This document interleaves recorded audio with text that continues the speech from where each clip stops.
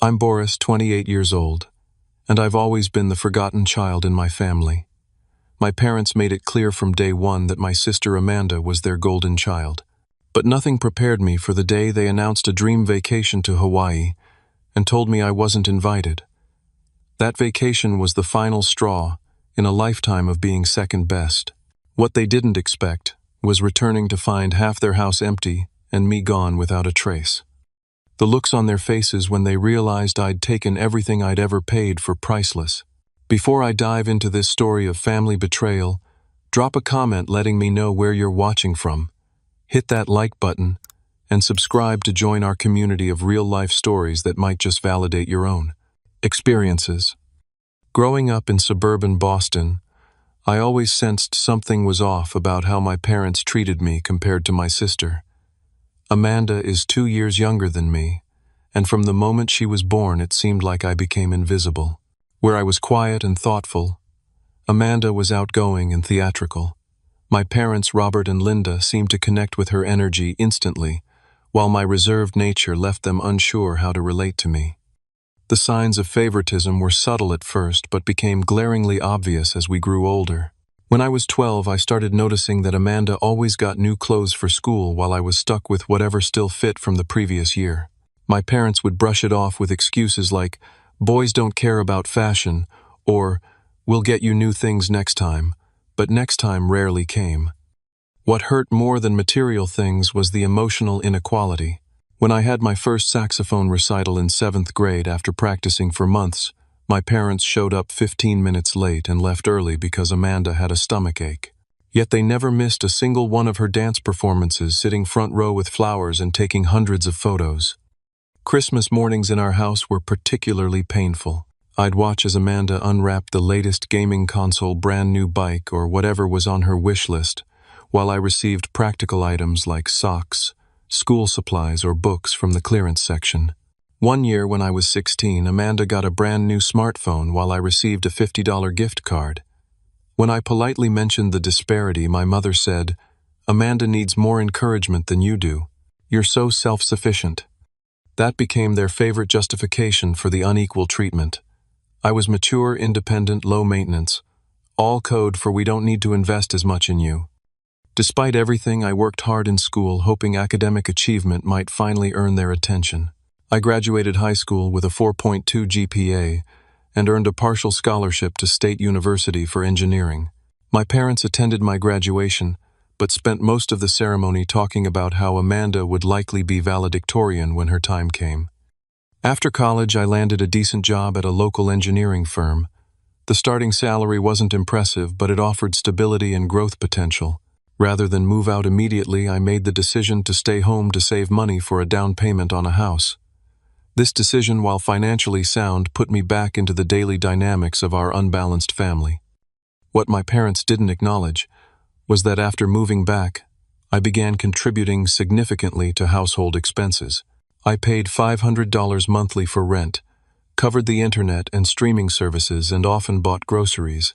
Meanwhile, Amanda, who had dropped out of community college and worked part-time at a boutique, lived completely free of financial responsibilities. My parents justified this by saying, "She's still finding her path." I also became the default handyman and tech support. When the dishwasher broke, I researched models, paid half the cost of a new one, and installed it myself. When their computer crashed, I spent an entire weekend recovering their files and setting up a backup system. I even paid for new living room furniture when the old set became too worn, though my parents later referred to it as their purchase when showing friends. Through all of this, I suppressed my growing resentment. There was always a voice inside me saying, "They're your parents. Family sticks together." I kept hoping that eventually they would see my value and appreciate my contributions. Maybe they'd realize how much I was doing for the family. Maybe they'd finally see me. But that recognition never came. Instead, there was always more to do, more to give, more to sacrifice. In family photos displayed around the house, I noticed how I was often positioned at the edge, easy to crop out, while Amanda was front and center. During family gatherings, relatives would gush over Amanda's latest adventure or job prospect, while my stable career and contributions merited only passing mentions. Still, I maintained the peace. I avoided confrontations. I told myself that family harmony was worth the internal discomfort I felt. I convinced myself that eventually something would change. Then came the dinner announcement that would finally shatter my illusions about my place in this family and set in motion a chain of events that would change all our lives forever. It was a Friday evening in April when my life took its defining turn. Mom had made her special lasagna, which usually signaled some kind of family announcement. We all sat around the dining table I had refinished last summer with my own money and time. "We have exciting news," my father announced, looking particularly pleased with himself. He glanced at my mother, who was practically bouncing in her seat. "Your mother and I have been saving up, and we've booked a family vacation to Hawaii." My sister Amanda gasped, dramatically clutching her chest. "Oh my God, are you serious, Hawaii? Like actual Hawaii?" 10 days in Maui, Mom confirmed. "We leave in 3 weeks." I felt a genuine smile spread across my face for the first time in months. A family vacation was exactly what we needed. Maybe this would be an opportunity for us to reset our relationships, to connect on neutral ground away from the patterns of our daily lives. "That's amazing," I said already, mentally calculating how to arrange time off work. "I've always wanted to see Hawaii. Do we have specific plans for activities, or are we playing it by ear?" A strange silence fell over the table. My father suddenly became very interested in his lasagna, and my mother's smile tightened. "Well," she said carefully, "that's the thing, Boris. We could only afford 3 tickets." The words didn't register immediately. "Oh," I said. "So we're going at different times, or is someone staying in a different hotel to save money?" Another uncomfortable silence. "No, honey," my mother continued with that same tight smile. "What we mean is, Amanda will be coming with us and you'll stay home." I felt like I'd been slapped. "You're taking Amanda and not me." It's not like that, my father jumped in. "It's just that funds are tight right now with the economy and everything. We could only manage 3 tickets. Then why not draw straws? Or take turns somehow? I could join you for part of the trip, and Amanda for the other part," I suggested, struggling to keep my voice level. "Boris," my mother said with a tone I recognized all too well, the one she used when explaining something obvious to a difficult child. "Amanda has been under so much stress with her job search. She really needs this break. You're established in your career. You're more independent. You understand, don't you?" What I understood in that moment was that nothing would ever change. I wasn't being left behind because of money. I was being left behind because I was always the one who could be left behind. "Sure," I said, my voice hollow. "I understand. That's why you're the best big brother," Amanda chimed in, reaching over to squeeze my arm. "Always so understanding." The rest of dinner passed in a blur of Hawaii talk. Which beaches they'd visit, the luau they'd attend, the snorkeling spots they'd explore. I nodded and smiled at appropriate intervals, while something cold and final settled in my chest. After dinner, I retreated to my room and sat in silence, staring at the wall. Through the floor, I could hear them in the living room laughing and excitedly discussing details of their upcoming adventure. My father mentioned something about renting a convertible, an extravagance that contradicted their claim of financial constraints. Later that night, I overheard my parents talking to Amanda in the kitchen. "Make sure you don't post too many vacation photos on social media," my mother was saying. "Boris might feel left out." "He'll be fine," my father replied. "He's always fine." The 3 weeks before their departure were painful. Every day brought new preparations that excluded me. Shopping trips for new swimwear and summer clothes. Guidebooks spread across the coffee table. Discussions about restaurant reservations and excursions. I maintained my composure, even helping them research the best spots for authentic Hawaiian food. When my mother struggled with the online check-in, I walked her through it. When my father worried about leaving the house empty, I assured him I'd keep an eye on everything. The night before their departure, I helped them pack. My mother seemed momentarily uncomfortable when I handed her the new beach bag I'd bought her as a gift. "That's so thoughtful," she said. "Are you sure you're okay with us going without you?" "It's fine," I said, the lie coming easily after so much practice. "Someone has to hold down the fort, right?" The next morning, I drove them to the airport. Amanda bounced in the back seat, listing all the Instagram photos she planned to take. My father reviewed their itinerary for the 10th time. My mother reminded me about watering her plants and checking the mail. At the departure terminal, I unloaded their luggage and stood awkwardly as they prepared to enter the airport. "We'll bring you back something nice," my mother promised, hugging me briefly. "Have fun," I replied, forcing a smile. I watched them disappear through the sliding doors, my sister turning once to wave excitedly. Then I got back in my car and drove home to an empty house that had never really felt like mine, despite everything I had contributed to it. As I pulled into the driveway, I realized this was the first time in years I had the house completely to myself for an extended period. 10 days of solitude stretched before me. 10 days to decide what I wanted to do with the rest of my life. The house felt unnaturally quiet as I stepped inside. Without the constant background noise of my family, I could hear the subtle creaks of the floorboards and the hum of the refrigerator I had purchased last winter when the old one died unexpectedly. I wandered through the room, seeing our home with fresh eyes. In the living room stood the entertainment center I had built from scratch. The couch I had saved for months to buy when Mom complained about backaches from the old one. The smart TV I had gifted the family for Christmas 2 years ago. In the kitchen, my coffee maker sat on the counter next to the stand mixer I'd bought Mom for her birthday, which she'd used exactly twice. The dining room featured the table I had refinished and the chairs I had reupholstered after a weekend workshop. It was startling to realize just how much of what made this house comfortable had come from my wallet and my labor. Yet in family conversations, these items were always referred to as our new couch or the TV we got last year. Curious about what else I might discover, I ventured into the rarely visited guest room closet where family albums and memorabilia were stored. I pulled out photo albums dating back to my childhood, settling onto the floor to flip through them. The visual evidence was undeniable. In family vacation photos from when I was 10, Amanda was front and center on my father's shoulders at Disney World while I stood slightly apart. In Christmas morning pictures, the camera had captured Amanda's expressions of joy, while I was often partially out of frame or caught in awkward transitions. Then I found something that made my heart sink. Hidden behind the regular albums was a smaller one I'd never seen before. Inside were photos from a weekend trip to New York City, a trip I had known nothing about. Based on the dates on the theater tickets used as bookmarks, this secret excursion had occurred during a weekend when I was working overtime on a critical project. I continued searching and found evidence of other outings I'd been excluded, from a folder of receipts from a ski weekend tickets to concerts. I would have loved to attend brochures from museums in Chicago with dates that coincided with a time I'd been told everyone was visiting my aunt who was too ill for extra company. The truth hit me with crushing clarity.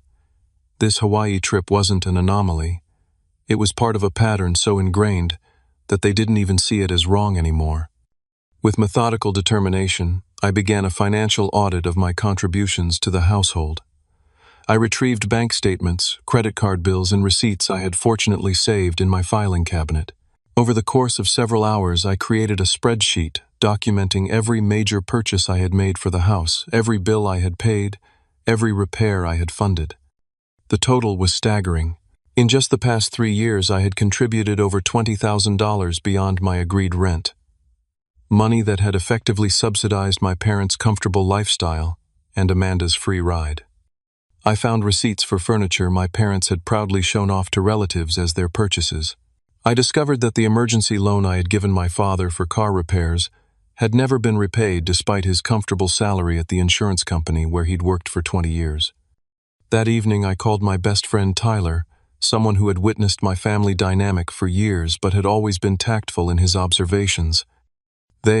What he exclaimed when I told him about the Hawaii situation. "Boris, that's messed up.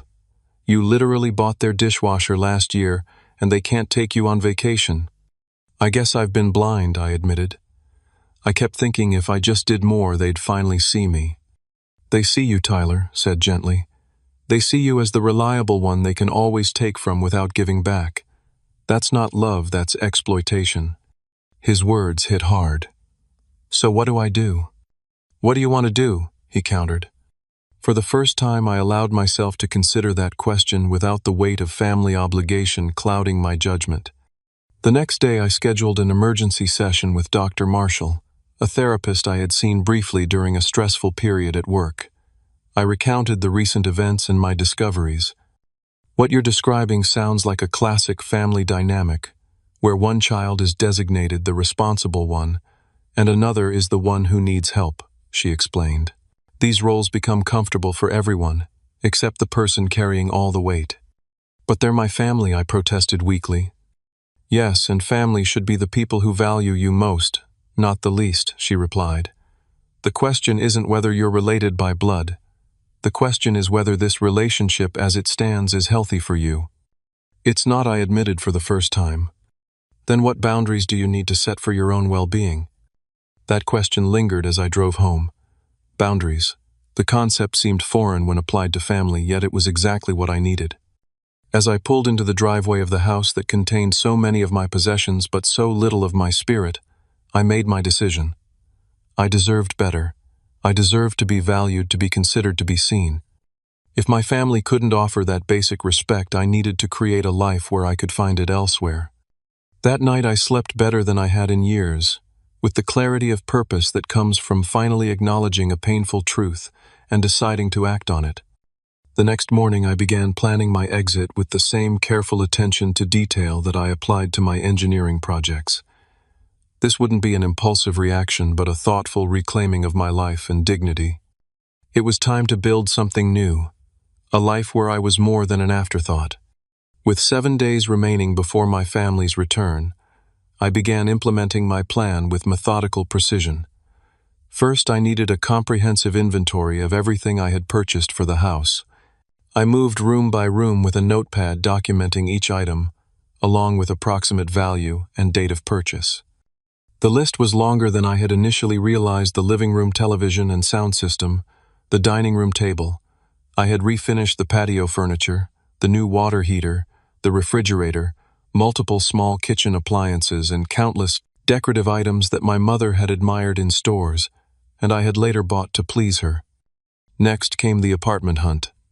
I wanted something close enough to my workplace to reduce commute time, but far enough from my parents' house to avoid accidental encounters. I spent hours on rental websites creating a spreadsheet of options with pros and cons for each location. By the third day of my solitude, I had scheduled viewings at 5 promising apartments. The second property I visited, a modern one-bedroom with large windows, a small balcony, and a reasonable rent, immediately felt right. The property manager, a friendly woman named Barbara, seemed impressed by my preparation and financial documentation. Most people your age don't have their finances this organized, she commented as she reviewed my credit report and bank statements. I've been planning this move for longer than I realized, I replied, surprising myself with the insight. By that afternoon, I had signed a lease agreement, beginning immediately with the first month's rent and security deposit paid from my savings account. I now had a new address, a new starting point. The next day, I visited the apartment with measurements and began ordering essential furniture for delivery. A bed, a couch, a dining table, kitchen essentials, only what I would need immediately.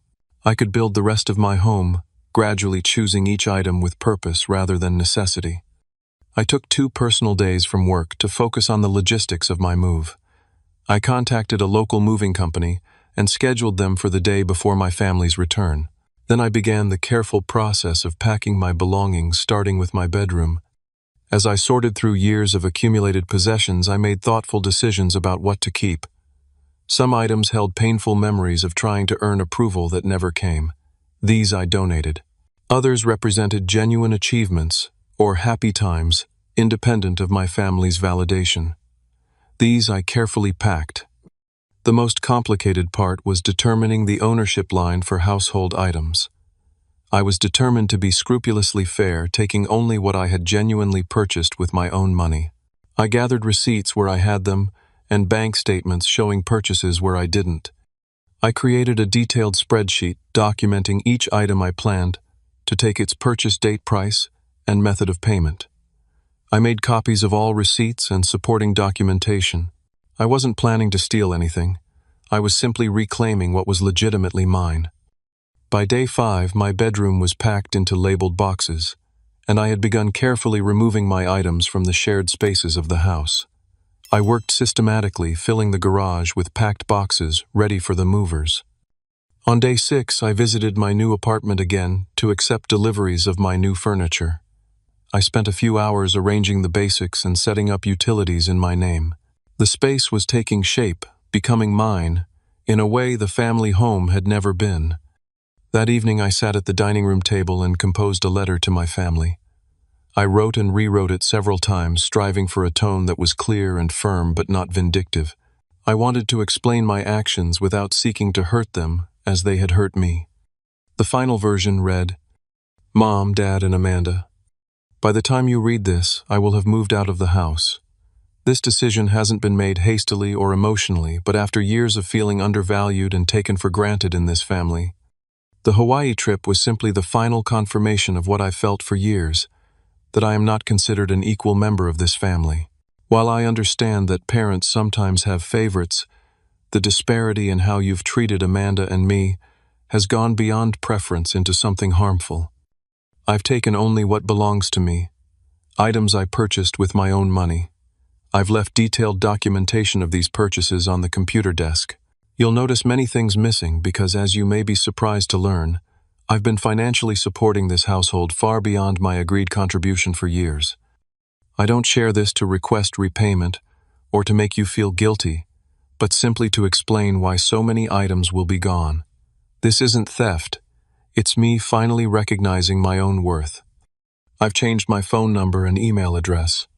I need space and time to build a life where I am valued. Please respect this boundary. I wish you well, Boris." I printed the letter and placed it in an envelope on the kitchen counter, where it would be immediately visible upon their return. That evening I changed my phone number, created a new email address, and set up mail forwarding to my new apartment. I informed my workplace of my new contact information, asking them to keep it confidential for personal reasons. On day 7, the morning before their return, the moving company arrived promptly at 8 o'clock. 3 efficient movers worked under my supervision, carefully loading my boxed possessions and the furniture I had documented as mine. By early afternoon, the house looked strangely hollow.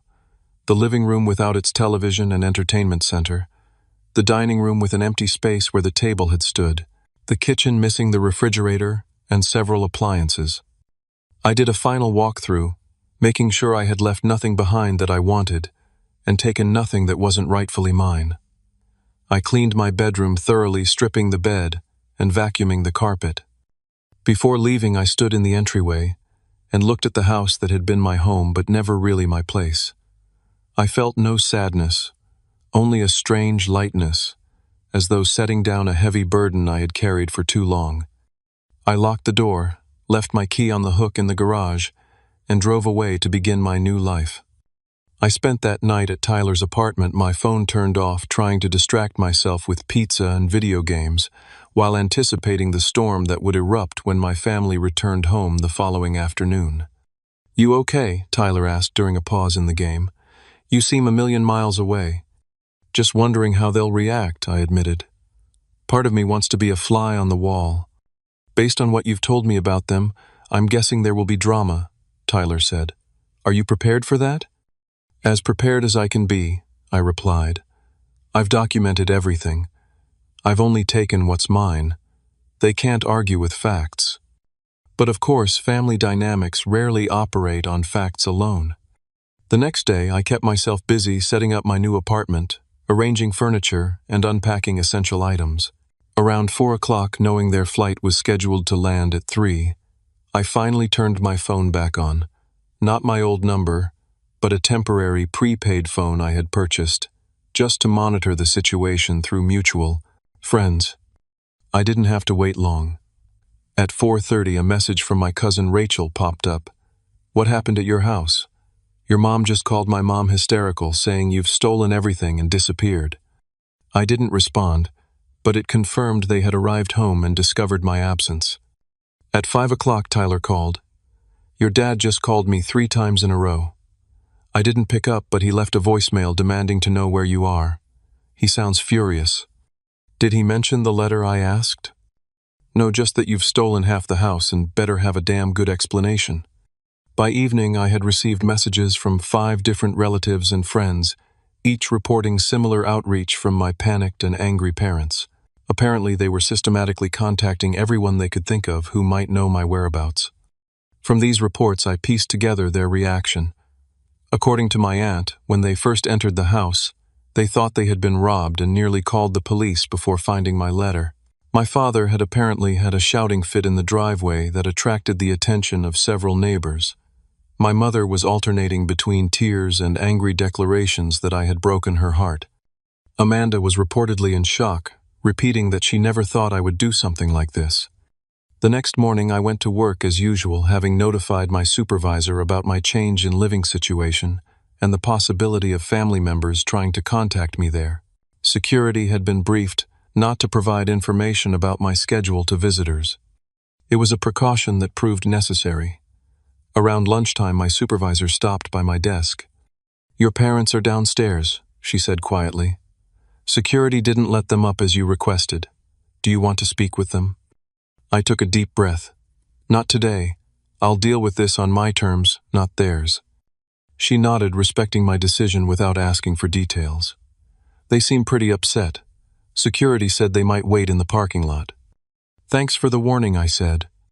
When I left work that evening, I spotted my father's car immediately. He and my mother were sitting inside, scanning the exit doors. I considered slipping out another way, but then decided against it. This confrontation would happen eventually. It might as well be now on neutral territory. As I approached my car, they spotted me and rushed over. My father's face was flushed with anger, my mother's eyes red from crying. "What the hell do you think you're doing?" my father demanded, his voice carrying across the parking lot. "You can't just take our things and disappear." I took my things, I corrected calmly. Items I purchased with my own money. "That refrigerator was in our house," my mother interjected tearfully. "The television, the dining table, those belong to the family." "I have receipts for every single item," I replied, maintaining my composure. "I paid for them. They're mine." "We're your family," my father shouted. "You don't nickel and dime family." The irony of his statement was almost laughable. "Like you didn't nickel and dime me out of a family vacation?" I asked quietly. That brought a moment of uncomfortable silence. "That was different," my mother finally said. "We explained the situation. We couldn't afford 3 tickets.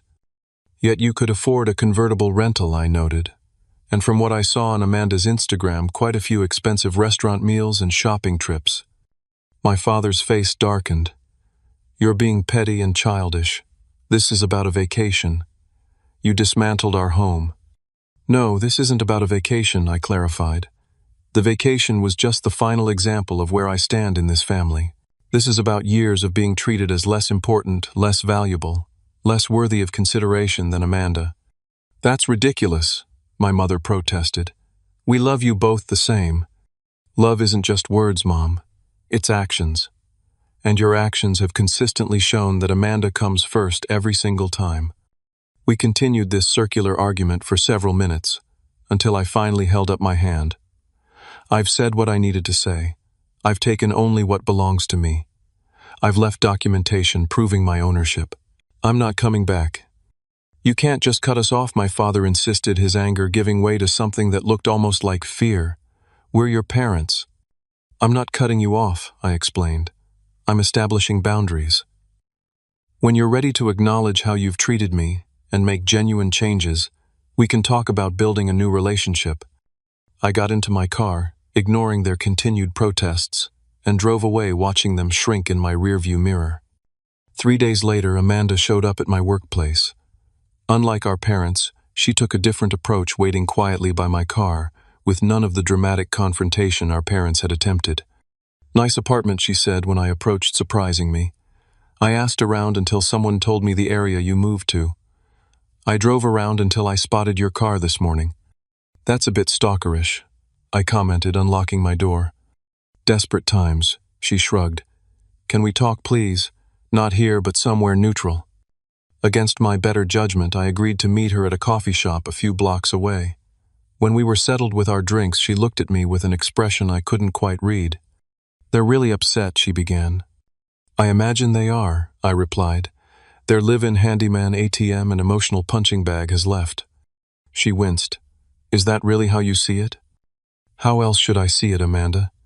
They left me behind for a vacation they clearly could afford to include me in. That was just the last in a lifetime of moments where I was the odd one out. I didn't realize, she said softly. I mean, I knew they were harder on you, expected more from you, but I didn't see how it all added up. Because you were benefiting from it, I pointed out. She didn't deny it, which surprised me. They want their stuff back, she said instead. Dad's talking about legal action.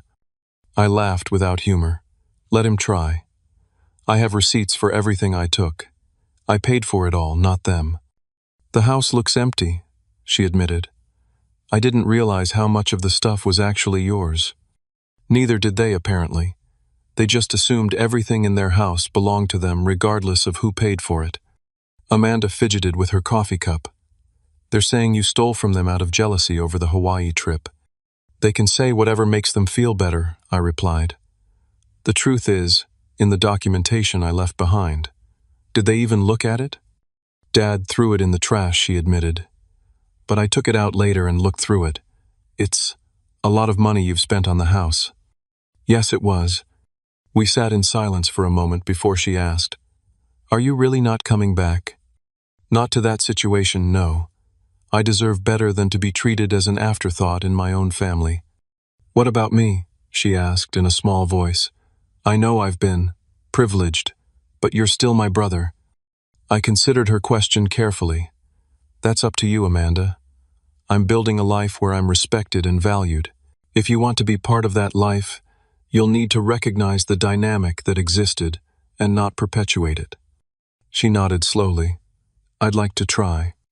As we parted, she hesitantly hugged me. For what it's worth, I missed you in Hawaii. It wasn't the same without you. It was the first genuine acknowledgement from any family member that my absence mattered. It wasn't much, but it was something. When I returned to my apartment that evening, I had 3 voicemails from my mother on my work phone, each more desperate than the last, culminating in threats about family heirlooms I had supposedly taken, I hadn't, and warnings about destroying the family. I didn't respond. The family as it had existed was already broken, had been long before I removed myself from the equation. What might grow in its place remained to be seen. In the weeks that followed, I settled into a routine in my new apartment. Each day, the space felt more like home, not just because of the physical items I had brought or newly purchased, but because it was truly mine. I made decisions based solely on my preferences, from the color of the shower curtain to the arrangement of furniture. For the first time, I wasn't considering how my choices would be judged by my parents or compared to Amanda's tastes. I joined a local rock climbing gym, something I had wanted to try for years but had never prioritized. I started cooking for myself, experimenting with recipes rather than conforming to my family's preferences. I even adopted a cat from the local shelter, a quiet, dignified gray tabby I named Archimedes, who seemed as appreciative of our peaceful home as I was. At work, I felt a new confidence that was noticed by my colleagues and supervisors. Free from the constant emotional drain of my family situation, I found energy for creative solutions and leadership opportunities I would have previously avoided. My parents continued their attempts to contact me through increasingly creative channels. When I blocked their numbers, they called from new ones. When I filtered their emails, they created new accounts. They sent letters to my workplace, had friends accidentally run into me, and once even had a pizza delivered to my apartment with a note begging me to call them. I maintained my boundaries firmly but without malice. I returned the letters unopened. I politely but briefly acknowledged their friends before excusing myself. I enjoyed the pizza but ignored the note. About 6 weeks after my move, I received an unexpected visitor at my apartment. My father's brother, Uncle James, who had always been kind to me but lived across the country, was at my door. Your mother called me in tears, he explained after I invited him in. Said you'd stolen everything and disappeared. I figured there had to be more to the story. Over coffee, I explained the situation, the years of favoritism, the financial exploitation, and the Hawaii vacation that had finally opened my eyes. Uncle James listened without interruption, occasionally nodding with a grim expression. When I finished, he sighed deeply. "I wish I could say I'm surprised," he said. "Robert always had a blind spot when it came to your sister, even when you were kids. I've mentioned the imbalance to him a few times over the years, but he dismissed it." "You noticed?" I asked, surprised. It was hard not to notice, especially as an outsider who only saw you all a few times a year. The contrast was pretty stark. He paused. "For what it's worth, I think you did the right thing. Sometimes people don't recognize toxic patterns until there are consequences." His validation meant more than I expected. Here was a family member who had seen the situation clearly and understood my response to it. 2 days later, my parents escalated their efforts. I was leaving work when I spotted them waiting in the parking lot again. This time their demeanor was different, less angry, more desperate. "Please, just 5 minutes," my mother pleaded as I approached my car. Reluctantly, I agreed. 5 minutes, here in the parking lot. "We want you to come home," she began immediately. "Whatever issues you think we have, we can work them out as a family." "I don't think we have issues, Mom. We do have issues, serious ones, and they won't be solved by me moving back into an environment where I'm constantly devalued." My father stepped forward. "Look, we've discussed it and we realize we may have shown some favoritism toward Amanda over the years." It was the first acknowledgement, however mild, that they had ever made. "But taking all your things and disappearing without warning was an extreme overreaction," he continued, undermining his momentary insight. "You hurt your mother deeply. You embarrassed us in front of the neighbors. The house looks ransacked." I took what belonged to me, I repeated for what felt like the 100th time, and I left a detailed explanation. "Those things were part of our home," my mother insisted. "A home I helped build and maintain while being treated as an outsider," I countered. "I'm not having this circular argument again. You haven't heard anything I've said." "We hear you," my father insisted. "You felt left out of the Hawaii trip. We get it. We'll plan another vacation and include you next time." His complete misunderstanding of the depth of the issue was almost impressive. This wasn't about a single vacation. It was about a lifetime of subtle and not-so-subtle messages that I was less important, less loved. "This isn't about Hawaii," I said firmly. "This is about 28 years of consistent favoritism and taking me for granted. One vacation promise doesn't fix that." "So what do you want?" my father demanded, frustration evident in his voice. "Money. Is this some kind of extortion?" "I don't want your money," I replied, keeping my voice level. "I want acknowledgement of the pattern. I want genuine change. I want respect." "We respect you," my mother protested weakly. "Your actions say otherwise." Our conversation continued in this vein until I finally checked my watch. "Your 5 minutes are up. I have nothing more to say until you're ready to truly listen." As I drove away, I felt a strange mix of emotions, sadness for the relationship we might have had, but also pride in my ability to maintain boundaries despite their pressure. The following week, I received an email from Amanda asking to meet again. This time we met at a park near my new apartment, walking along a tree-lined path as we talked. "They're still upset," she began, "but differently now. Less angry, more confused, I think." "Confused about what?" "About why this is such a big deal to you. They keep saying they don't understand why you're blowing everything out of proportion." I shook my head. "That's exactly the problem. They can't even see it." "I've been thinking about what you said," Amanda continued, surprising me. "About how they treated us differently. And you're right. I never had to earn anything. Everything was just given to me while you had to work for every bit of recognition." Her admission was unexpected. That couldn't have been an easy realization. It wasn't, she agreed. "I've been looking back at our childhood, our teen years, everything, and seeing it through your eyes. It's uncomfortable. I benefited from the imbalance without ever questioning it."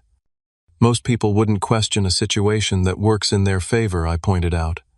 "That doesn't make it right," she replied. "I've been trying to talk to Mom and Dad about it, but they get defensive immediately. They're still fixated on the stuff you took." "Because it's easier to be angry about missing appliances than to examine their behavior for decades," I suggested. Amanda nodded slowly. "I told them they need to really listen to you, not just wait for their turn to speak. I'm not sure it sank in, though. As we walked back to our cars, Amanda hesitated. "I miss my brother," she said simply, "and I'm sorry I didn't see what was happening all these years." It was the most genuine thing she had ever said to me. "I appreciate that," I replied. "Maybe we can build something new, something healthier." The next confrontation came from an unexpected quarter. One evening, I received a call from a number I didn't recognize. Against my better judgment, I answered. "Boris, it's Barbara, from next door, your parents' neighbor." The older woman who had lived beside our family home for 15 years sounded concerned. "Your parents are telling everyone you stole from them and abandoned the family. I wanted to hear your side." I explained the situation, briefly emphasizing that I had taken only what I had personally purchased. "I thought it might be something like that," she said. "Your father was always quick to show off new things but never seemed to mention they came from you. I remember when you installed that beautiful patio set last summer. He was bragging about it at our neighborhood barbecue, as if he'd picked it out himself." "That sounds familiar," I agreed. "Well, for what it's worth, not everyone believes their version of events," she said firmly. "Several of us noticed over the years how they treated you versus your sister. It wasn't right." It was oddly validating to know that even relative strangers had observed the disparity that my own parents refused to acknowledge. About 2 months after my departure, the final confrontation occurred. My parents showed up at my apartment unannounced. Amanda must have given them my address, though I couldn't bring myself to be angry with her for it. When I opened the door to their unexpected knock, they pushed their way inside before I could object. "So this is where you've been hiding," my father said, looking around critically. "With all our furniture." "My furniture," I corrected, as the receipts I left clearly showed. "We want to resolve this situation," my mother said, sitting down on my couch without invitation. "This has gone on long enough." "I agree," I replied calmly. "Have you come to apologize for the years of favoritism and take responsibility for the toxic family dynamic you created?" My directness caught them off guard. They exchanged glances. "We may have made some mistakes," my father admitted grudgingly. "All parents do. But this extreme reaction is unwarranted." "Is it?" I asked. "Because it took me literally removing myself and everything I've contributed to your lives for you to even acknowledge there might be a problem. That seems like a pretty entrenched issue to me." "You're twisting things," my mother protested. "We've always loved you." "Love isn't enough, Mom. Respect, fairness, consideration. Those matter too." My father's patience finally snapped. "Enough of this therapy talk. We want our things back. The refrigerator, the TV, the furniture, they belong in our house." I walked to my desk, retrieved a folder, and handed it to him. "Here are copies of every receipt, bank statement, and credit card bill, showing that I purchased those items with my own money. They were never yours to begin with." He flipped through the documentation, his face growing redder by the moment. My mother looked over his shoulder, her expression changing from indignation to confusion as she saw the evidence. "But we thought," she began. "You thought wrong," I said simply. "You assumed everything in the house was yours because you never acknowledged or valued my contributions. Just like you never acknowledged or valued me." My father closed the folder with a snap. "This isn't over," he threatened weakly. "Actually, it is," I replied. "You have no legal claim to anything I took. If you want to pursue this further, we can involve lawyers, but I assure you, you won't like the outcome." They left shortly afterward, defeated by facts they couldn't dispute and a truth they were still unwilling to fully face. As I closed the door behind them, I felt no triumph, only a sad certainty that they might never truly understand what had been lost. Not refrigerators or televisions, but the relationship with their son that could have been built on mutual respect rather than exploitation. 6 months passed, and summer turned to fall, then winter. In that time, my new life took shape in ways I hadn't anticipated. My apartment became a true home, filled not just with the material possessions I had reclaimed, but with new items chosen specifically for this fresh chapter. Each purchase, from art for the walls to books for the shelves, represented a choice made solely for my satisfaction rather than to earn approval or fill someone else's needs. Professional growth followed my personal evolution. At work, I accepted a promotion to project lead, a position I might previously have declined out of fear it would take too much time away from my family obligations.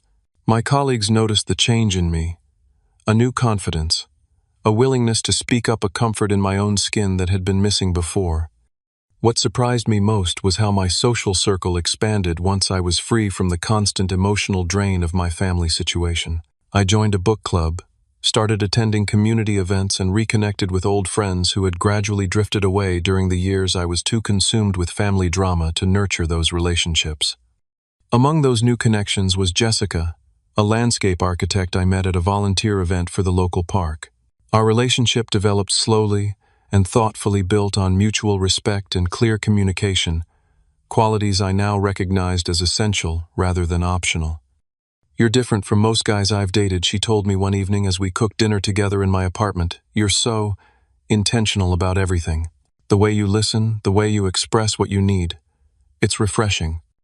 I learned the hard way what happens when relationships lack clear boundaries and honest communication. I explained, sharing some of my family history. "Their loss is my gain," she said, simply squeezing my hand.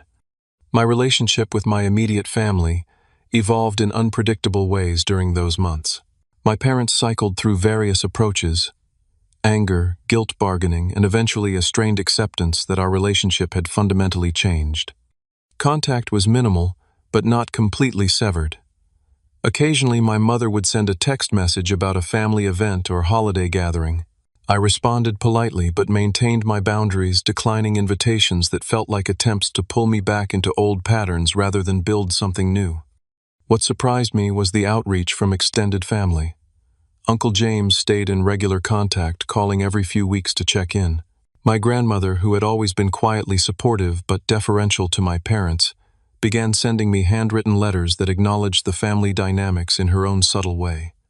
"Your grandfather was like your father," she wrote in one letter, "always playing favorites with your aunts. I wish I had been braver in addressing it then. I'm proud of you for standing up for yourself in a way I never did." My cousin Rachel, who had always been closer to Amanda, reached out through social media. "I never realized how they treated you," she wrote. "But looking back, it was so obvious. I'm sorry I didn't see it sooner." These connections felt healing in a way I hadn't anticipated. Acknowledgement from family members who recognized the truth of my experience, even when my parents couldn't. The most significant change came in my relationship with Amanda. About 4 months after my departure, she called me with unexpected news. "I moved out," she said, a mix of pride and uncertainty in her voice. "Got my own apartment. I'm paying my own rent." "That's a big step," I replied, genuinely happy for her. "What prompted it?" "You partly," she admitted.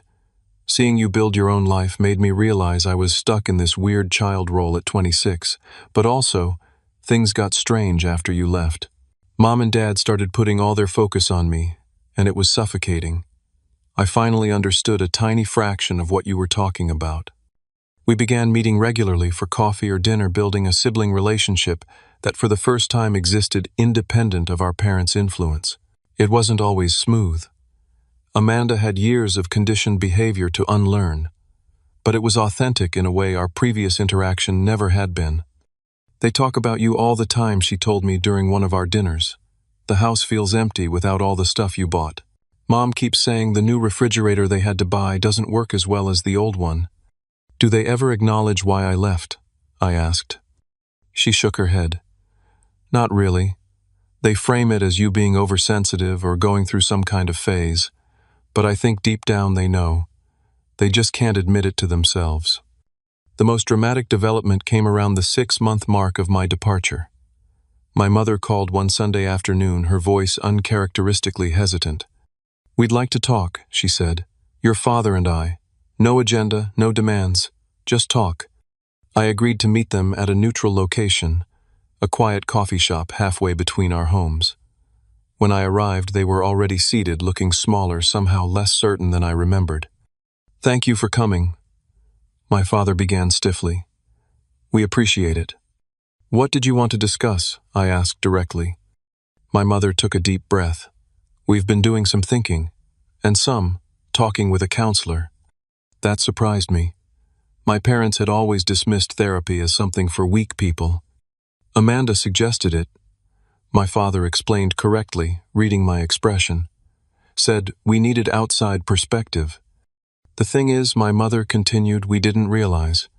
We didn't see how our behavior affected you.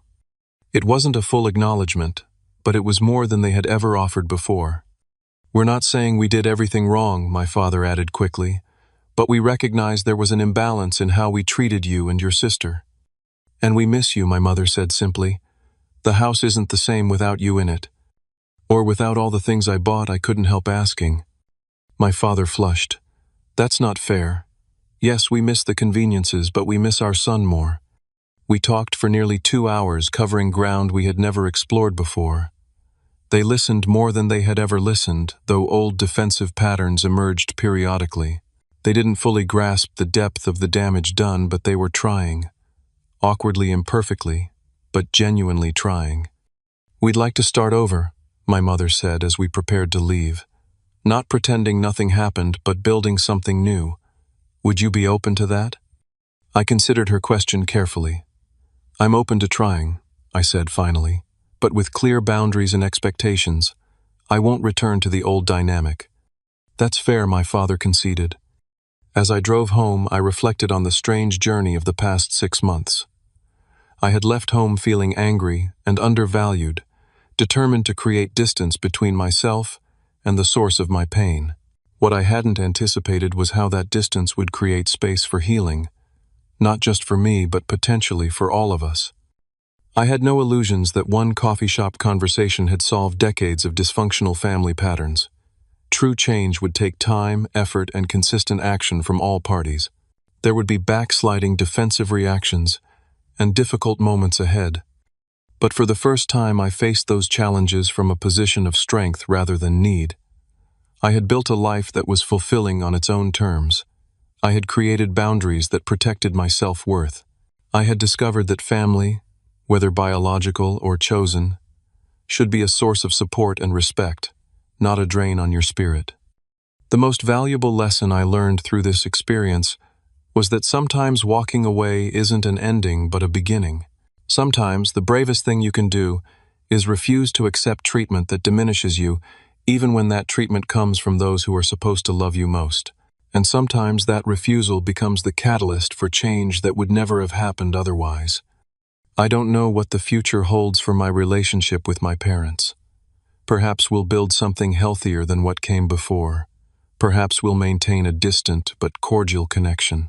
Perhaps they'll eventually revert to old patterns and I'll need to step back again. What I do know is that I'll face whatever comes from a place of self-respect and clear boundaries. I know my worth now, and I won't settle for being anyone's afterthought again, not even family. If you've stayed with me through this story, perhaps you've recognized elements of your own family dynamics. Maybe you're the forgotten child, the responsible one, the one who gives more than they receive. If so, remember that you deserve recognition, appreciation, and equal standing in your relationships. Sometimes setting boundaries isn't selfish. It's necessary for everyone's growth. What about you? Have you ever had to make a difficult decision to protect your self-worth? Drop a comment below sharing your experience. If this story resonated with you, please hit the like button, subscribe to hear more real-life stories, and share this video with someone who might need to hear that it's okay to stand up for themselves, even against family. Thank you for listening, and remember your value isn't determined by how others treat you, but by how you choose to treat yourself.